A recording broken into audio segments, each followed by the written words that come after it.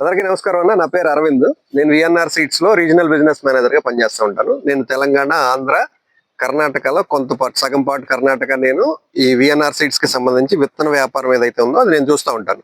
So ముఖ్యంగా ఈ రోజు మనం ఇక్కడ ఉన్నది ఏంటంటే విఎన్ఆర్ 228 అనే హైబ్రిడ్ వరి విత్తనం. మన దగ్గర మన ప్రాంతంలో రెడ్డి గారు అమ్ముతుంది 3 రకాల విత్తనాలు. ఓకే, నారాయణ రెడ్డి గారు 3 రకాల విత్తనాలు మన షాప్ లో అమ్మారు గత 3-4 సంవత్సరాలుగా. ఒకటి వచ్చేసి ఇప్పుడు మనం ఉన్న 228 ఈ ఫీల్డ్ లో ఉన్నాం ఈ విత్తనం. రెండోది వచ్చేసి 2318, మూడోది వచ్చేసి 2111. సో 3 కూడా చాలా మంచి రకాలు. వీటిల్లో ఎక్కువ మంది రైతులు ఇష్టపడుతుంది 228, 2111. 2111 ఏంటంటే తక్కువ రోజులు పంటకాలం. పంట మనం విత్తనం పెట్టిన దగ్గర నుంచి పంట కోసే వరకు 100 రోజుల టైంలో అయిపోతుంది ఖరీఫ్ లో. అదే రబీ అయితే ఒక 5 నుంచి 10 రోజులు పెరుగుతుంది.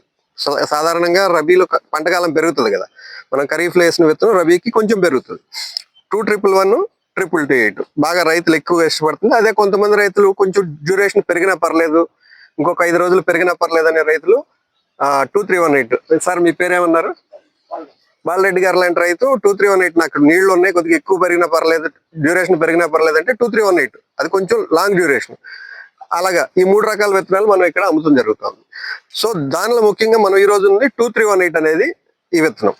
228 అనేది ఈ విత్తనం. 228 ముఖ్య లక్షణాలు ఏంటంటే మనకి పంటకాలం వచ్చేసి 120 నుంచి 125 రోజుల్లో పూర్తి అవుతుంది ముఖ్యంగా.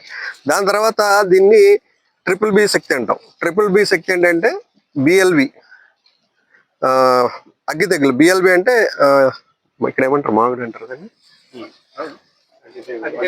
అగ్గి తెగులు. ఓకే, బిఎల్బి బ్యాక్టీరియల్ ఎండాకు తెగులు. అగ్గి తెగుల్ని బాగా తట్టుకుంటుంది. బంపర్ ఇళ్ళు మనం చూస్తున్నాం కదా గింజలు.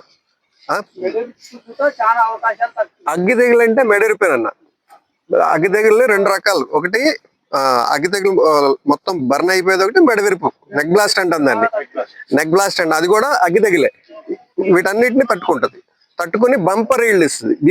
ట్రిపుల్ బి అంటే బంపర్ ఇళ్ళు. సో తెగుళ్ళని తట్టుకుని అత్యధిక దిగుబడిని ఇచ్చే సామర్థ్యం దీనికి ఉంది. సో మీరందరూ కూడా చూసి ఈ విత్తనాన్ని రబీ పంట కాలానికి బాగా పండిస్తారని చెప్పి మనందరికి కొంతమందికి ఇక్కడ చూపించడం జరుగుతుంది. సో మీ అందరికి నచ్చిందండి? Okay, thank you.